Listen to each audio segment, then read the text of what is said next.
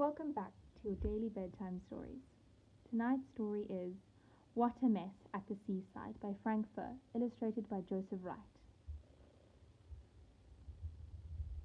Published by Picture Corgi. The whole house seemed to vibrate with excitement. The woman who lived there rushed from room to room, picking up things and putting them into suitcases. The man kept washing the car and polishing it and checking the lipstick to make sure there was enough oil in the engine. The girl and the boy raced backwards and forwards from the old barn to the house, carrying goggles and flippers and tennis rackets and shrimping nets and a huge beach ball and a tent and an inflatable boat and an airbed, most of which they had to carry straight back again, as there would be no room for them in the car.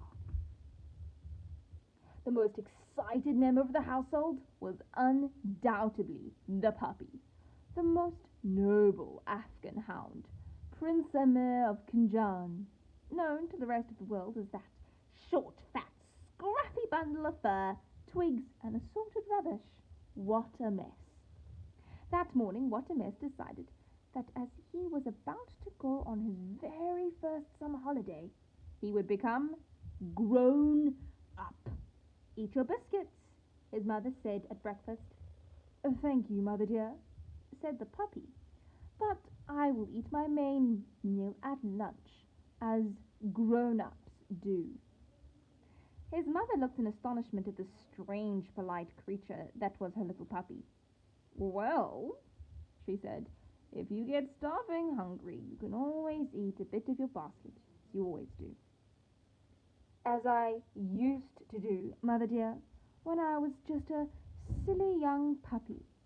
Now, if you will be so kind as to excuse me, I will join the children in the garden. And off he trotted. The man of the house always wore gumboots outside, so the puppy decided to do the same. He did not have any gumboots, but he tipped over the dustbin and fitted his paws into some empty tins which had rolled out. By clenching his paws, he made the tins stay put, and he was able to clatter slowly but happily around the garden.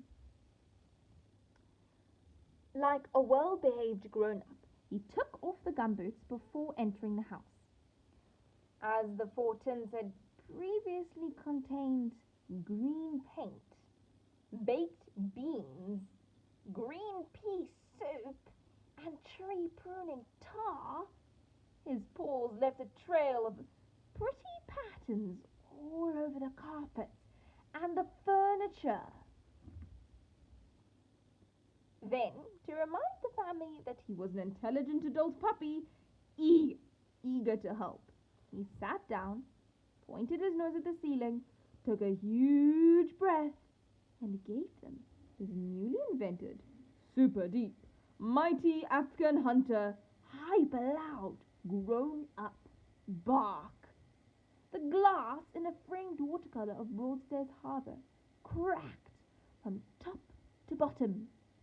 The lady, who was packing a suitcase, straightened up in alarm and hit her head on the cupboard door. The man dropped his dipstick into the engine.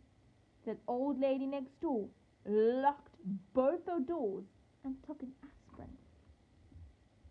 After lunch, the magic moment at last arrived, and everybody packed into the car and set off for their whole 2 weeks at the seaside. The newly grown-up What a Mess behaved beautifully, of course. He sat up, sedately on the back seat with the children and the luggage. But soon the noise and the smell of petrol and the movement of a car made him come over funny, and the man had to stop the car and let him out for a walk. This was not much of a problem, as they had not yet reached the front gate. The puppy felt better and began to enjoy his first car ride. He put his head out of the window. The wind made his eyes water so much that it pulled his head in again. But he trod on the winding handle and the window rose up and jammed his head. And the man had to stop the car again. The most amazing sight was through the windscreen, with trees and houses rushing towards him at an incredible speed.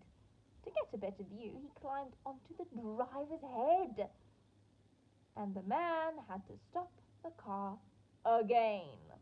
The man had to stop the car 52 times before they arrived at the seaside. To begin with, Watermess's mother was afraid that the puppy might be lonely all by himself, and tried to get him to make friends with some nice poodles who had settled on the beach nearby. "No, thank you, mother dear," said Watermess. "They're just puppies, and much too young for me to play with." Watermess loved the beach. All day long he played, digging vast holes at frantic speed. His favourite game was rolling in the sand and then careering off down the beach, leaping over sunbathers and picnickers.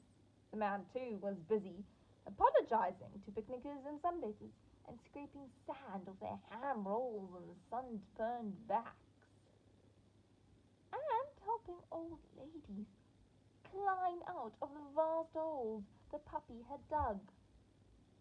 But as the days went by, Watermess found that being grown up was not as exciting as he thought it was going to be. One afternoon he wandered off along the beach. The tide was out and he found that he could now walk around the end of the jetty. There he found another little bay. He walked on and around the bluff he found another, even smaller bay. Feeling tired after his long walk, he lay down under the cliff for a rest. He woke suddenly with cold paws. He looked down and the sea was lapping at his toes. The tide had come in. He jumped to his feet, suddenly very frightened indeed. He looked up. The white cliffs looked a mile high and very steep. Both ends of the bay were now cut off, and his beach was getting smaller every minute as the water lapped closer with each wave. Watermess closed his eyes and howled and howled. "Ho, ho!" came a cheerful bark from above his head. "What's up with you then, eh?" The puppy opened his eyes to see a face peering over the cliff edge. It was a fairy face, with one ear shaped like a spaniel's and the other of an entirely different shape. "I'm going to be drowned," wailed the puppy.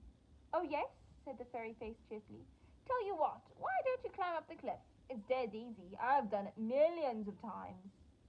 Watermess tried, but he kept slipping back. "I can't do it. I'm not good at climbing," he cried. "Oh, my goodness me. Call yourself a dog?" said the face. "Stay where you are and I'll come down." They were slithering and sliding, and there beside Watermess stood a very odd figure indeed. Watermess decided that it was probably a dog, although it only vaguely looked dog-shaped. Its coat was spiky and mostly black, with tufts of khaki here and there. Its knees were rather bare, like a chicken's. Its tail meandered off in various directions, and it had an extremely short legs. When the face at first appeared over the cliff, Watermess thought it belonged to a very old dog, though close to the little creature was clearly only a puppy, and much the same age as Watermess. "How do you do?" said Watermess formally. "I am Prince Emir of Kunjan." "What's your cock?" said the other.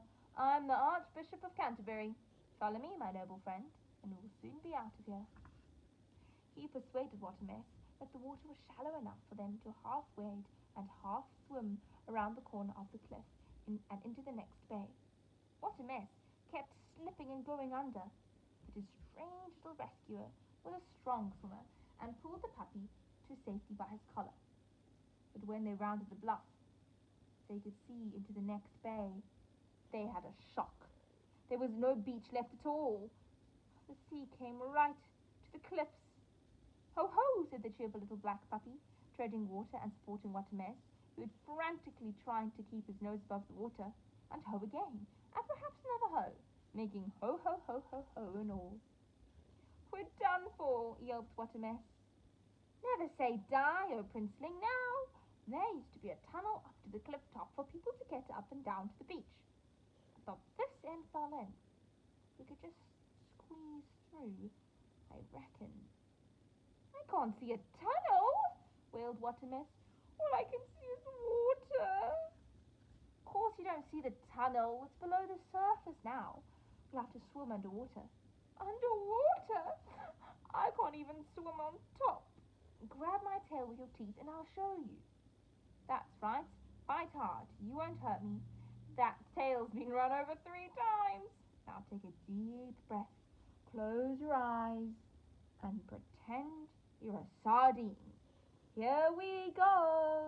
All went dark as the water closed over Watermess's head.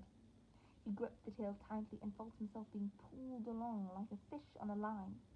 Then his head banged against something, and his back legs got caught between 2 rocks, and he had to kick free. And then he was out of the water, on a cold, dark somewhere. And then he was stumbling up steps towards the light, which got bigger and bigger. Then suddenly he was out in the sunshine on the top of the cliff. The 2 little dogs sat on the grass, panting, and looked at each other. Ho ho, said the little black puppy. Ho ho indeed, said Watermess. That night, back at the holiday bungalow, Watermess settled down comfortably in his old basket and told his mother the full story of his terrific adventure. And who was it your rescuer? She asked when the puppy paused for his breath. The Archbishop of Canterbury, said the puppy. He's what's called a mongrel. As far as I can make out, that means that instead of having a mummy and a daddy, he had the back-to-sea dogs home. Mum, I've got a whole week of holiday left, and tomorrow the Archbishop's going to show me how to chase crabs, and stand on one leg, and stalk seagulls, and bump into people so they drop their ice creams and you can have a free lick, and catch shrimps with my paws. You can eat them. By the way, are there any more of those biscuits left? No? Never mind. I'll eat a bit of my basket. Watermess's mother looked at her son and sighed. This time, it was a happy sigh. A length of wicker work from his basket stuck out of his mouth like a huge fawn moustache. His coat was caked with dry salt, seaweed, and sand, and he was fast asleep. Watermess was his old self again.